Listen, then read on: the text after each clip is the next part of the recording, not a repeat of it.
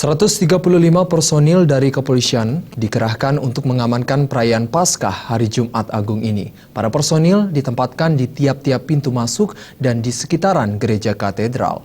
Perayaan Paskah sendiri berlangsung hikmat dan lancar. Suasana perayaan Paskah di gereja katedral berlangsung husyuk dan hikmat.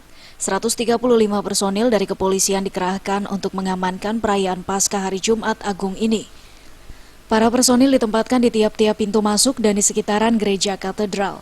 Seperti tahun-tahun sebelumnya, tiap-tiap peringatan keumatan, pihak kepolisian mengerahkan ratusan personilnya untuk mengamankan di lingkungan katedral, guna mencegah hal-hal yang tidak diinginkan.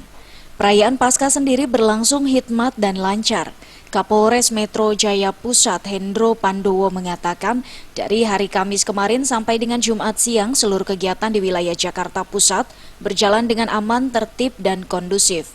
Ada 6 gereja besar yang mendapatkan prioritas dari pihak keamanan, diantaranya Canisius, Katedral Immanuel. Tetapi secara keseluruhan ada 142 gereja di wilayah Jakarta hingga sampai saat ini merayakan Paskah dengan berjalan aman dan tertib.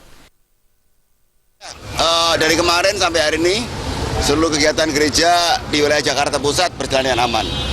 Ada 6 gereja besar yang mendapatkan prioritas dari kita, Canisius, Katedral, Immanuel, yaitu di wilayah Gambir, wilayah Menteng, dan wilayah Sabah Besar. Tapi secara keseluruhan ada 142 gereja. Dan sampai saat ini berjalan dengan damai, berjalan dengan aman, tertib dan kondusif.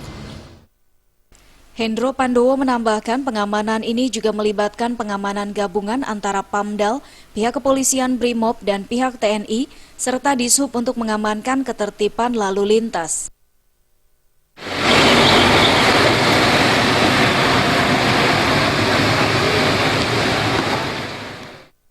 Dari Jakarta, Ketut Sumadiaso melaporkan.